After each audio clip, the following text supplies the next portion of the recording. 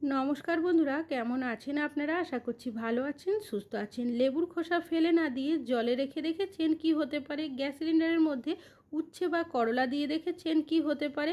কড়াইয়ের মধ্যে হলুদ দেবেন কিসের জন্য? মিক্সার, শিলনোড়া, গ্রেটার ছাড়াই কিভাবে আপনারা খুব সহজেই মশলা পেস্ট করে নেবেন? জুতোর মধ্যে আপনারা টেপ লাগাবেন কিসের জন্য? তাছাড়াও আপনাদের কাছে শেয়ার করব আরও বেশ কিছু ছোট ছোট ইউজফুল কিচেন টিপস। চলুন দেখে নেওয়া যাক আজকের প্রথম টিপসটা।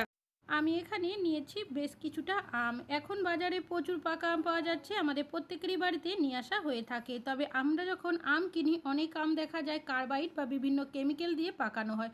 তবে যখনই আপনারা আম কিনবেন, কিভাবে বুঝবেন যে সেই আম গাছ পাকা?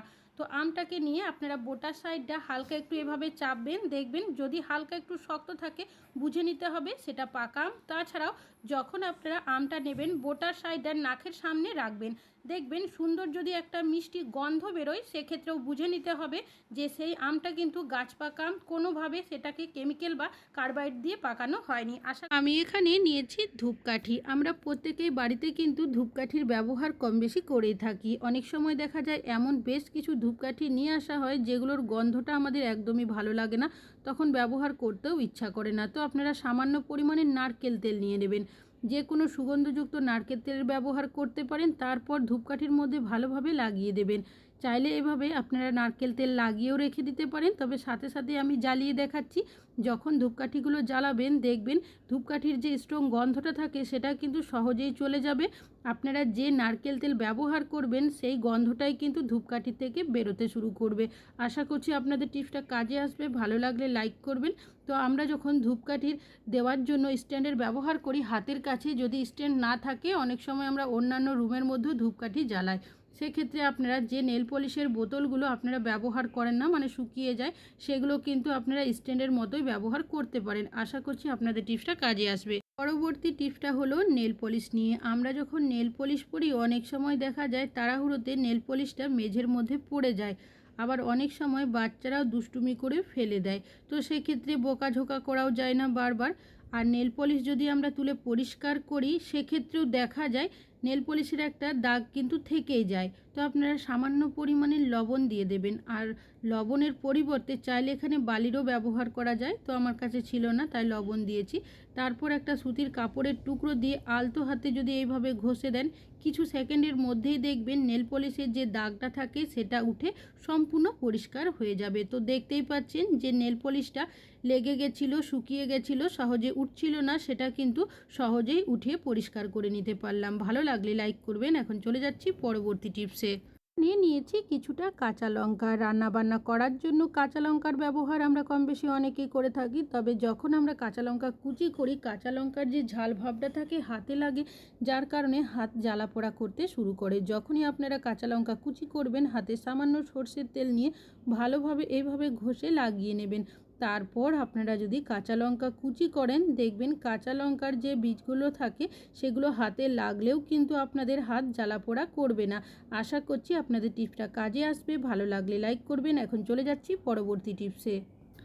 আমরা অনেকেই এই ধরনের কৌটো বা জারের মধ্যে কোনো না কোনো জিনিসপত্র রেখে থাকি। তবে রেগুলার দেখবেন এই ধরনের জিনিস ব্যবহার করার কারণে ঢাকনার প্যাঁচটা অনেক সময় কেটে যায়, যার কারণে যে জিনিসপত্র রাখি না কেন খারাপ হয়ে যায়। কৌটো বা জারটা ভালো থাকে তখন কিন্তু ফেলে দিতেও আমাদের ইচ্ছা করে না। সেক্ষেত্রে একটা কাজ করবেন, একটা পলিথিন নিয়ে নেবেন পরিষ্কার, তার ওপরে ঢাকনাটাকে রেখে কাঁচির সাহায্যে যতটা সম্ভব এভাবে গোল করে কেটে নেওয়ার চেষ্টা করবেন। একদম যে সুন্দরভাবে কাটতে হবে তা কিন্তু নয়। তো দেখতেই পাচ্ছেন আমি পলিথিনটাকে এভাবে করে কেটে নিয়েছি। এবার যে কৌটো বা জারটা রয়েছে তার মধ্যে আপনারা পলিথিনটাকে দেবেন, আর যে ঢাকনাটা রয়েছে এর ওপরে আপনারা এভাবে লাগাবেন। সাইডের যে এক্সট্রা পলিথিনটা রয়েছে যদি চান এভাবেও রাখতে পারেন, আর যদি মনে হয় দেখতে খারাপ লাগছে সেক্ষেত্রে আবারও আপনারা কাঁচির সাহায্যে সাইডের অংশগুলো কেটে নেবেন। দেখবেন যে প্যাচটা কেটে যাওয়ার জন্য আপনাদের ঢাকনাটা ঢিলে হয়, ঠিকভাবে লাগানো যায় না কৌটো বা জারের মধ্যে, সেটা কিন্তু সুন্দরভাবে টাইট হয়ে যাবে, বাইরের হাওয়া বাতাস ভেতরে যাবে না, কোনো পোকামাকড়ও ঢুকবে না। আশা করছি টিপসটা কাজে আসবে। এই পদ্ধতিতে আপনারা এই কৌটো বা জারটা আরও বেশ কিছুদিন ব্যবহার করতে পারবেন। ভালো লাগলে লাইক করবেন। এখন চলে যাচ্ছি পরবর্তী টিপসে। এখানে নিয়েছি লেবুর খোসা। লেবুর রসের ব্যবহার আমরা বাড়িতে প্রত্যেকেই কোনো না কোনো কাজে কম বেশি ব্যবহার করে থাকি, তবে লেবুর খোসাগুলো কিন্তু কেউই কোনো কাজে ব্যবহার করি না, প্রত্যেকেই ফেলে দিই। তবে লেবুর খোসা ফেলে না দিয়ে আপনারা কি কাজে ব্যবহার করবেন তারই একটা ইউজফুল টিপস শেয়ার করব। আমি এখানে একটা কাঁচি নিয়েছি, কাঁচির সাহায্যে যতটা সম্ভব লেবুর খোসাগুলো টুকরো করে কেটে নেব। তো আমরা যে জল খাই সেই জলের মধ্যে এই লেবুর খোসাগুলো আমি দিয়ে রেখে দেব সারা রাতের জন্য। লেবুর খোসার মধ্যে এমন বেশ কিছু প্রপার্টিস থাকে যেটা জলের সাথে মিশে জলকে ডিটক্স তৈরি করে। আমরা অনেকেই ডিটক্স ওয়াটার খেয়ে থাকি। লেবুর খোসা ফেলে না দিয়ে আপনারা এইভাবে ডিটক্স ওয়াটার বানিয়ে নিতে পারেন। আশা করছি আপনাদের টিপসটা কাজে আসবে। ভালো লাগলে লাইক করবেন।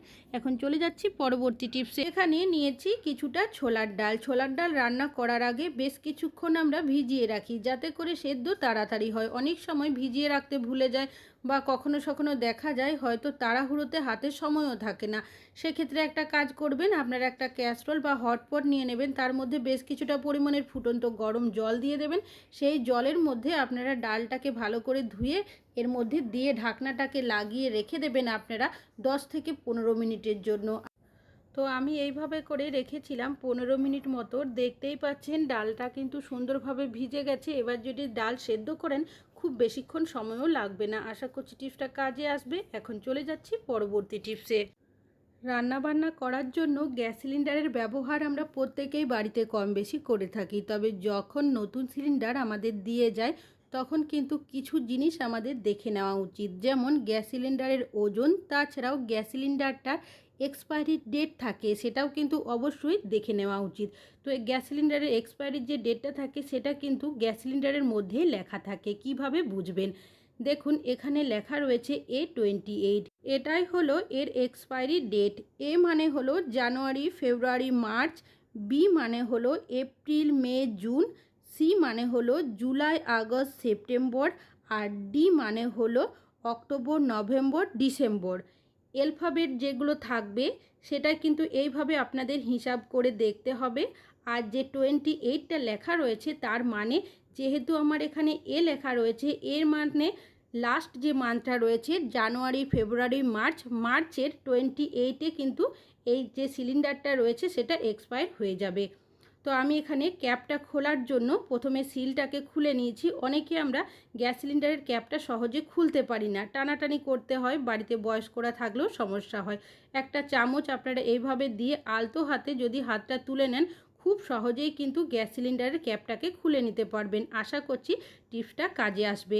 তবে গ্যাস সিলিন্ডার নেওয়ার পর অনেক সময় দেখবেন আমরা সিলিন্ডারে যখন লাগিয়ে রাখি, যেখান দিয়ে গ্যাস সিলিন্ডারটা থাকে আমরা যদি একটু হাঁটাচলা করি একটা গ্যাস বেরোনোর গন্ধ বুঝতে পারি। তবে আপনারা সেটা কিভাবে পরীক্ষা করবেন? এখানে আমি একটা করলা কেটে নিয়েছি। এবার আপনারা ক্যাপটা খুলে নেওয়ার পর এই করলাটা এইভাবে যে সাদা অংশটা রয়েছে দিয়ে রেখে দেবেন অবশ্যই 15 মিনিটের জন্য। যদি দেখেন যে গ্যাস বেরোচ্ছে তাহলে বুঝতে হবে যে করলার সাদা অংশটা রয়েছে হালকা লাল হয়ে আসবে। আর যদি সাদাই থাকে বুঝতে হবে এখান থেকে কিন্তু গ্যাস বেরোয়নি। আর এখানে দেখতেই পাচ্ছেন হালকা একটু গ্যাস বেরোচ্ছে, যার কারণে এটা কিন্তু লাল হয়ে এসেছে। যদি খুব গ্যাস বেরোয় সেক্ষেত্রে দেখবেন অনেকটা পরিমাণে কিন্তু লাল হয়ে আসবে। আশা করছি এই পদ্ধতিতে আপনারা কিন্তু খুব সহজেই বুঝে নিতে পারবেন। আপনারা কি কখনো কড়াইয়ের মধ্যে হলুদ দিয়ে দেখেছেন? কি হতে পারে? আমি এখানে নিয়েছি একটা পাত্র, এর মধ্যে দিয়ে দিচ্ছি সামান্য পরিমাণের বেকিং সোডা আর দিয়ে দিচ্ছি একদম সামান্য পরিমাণের হলুদের গুঁড়ো।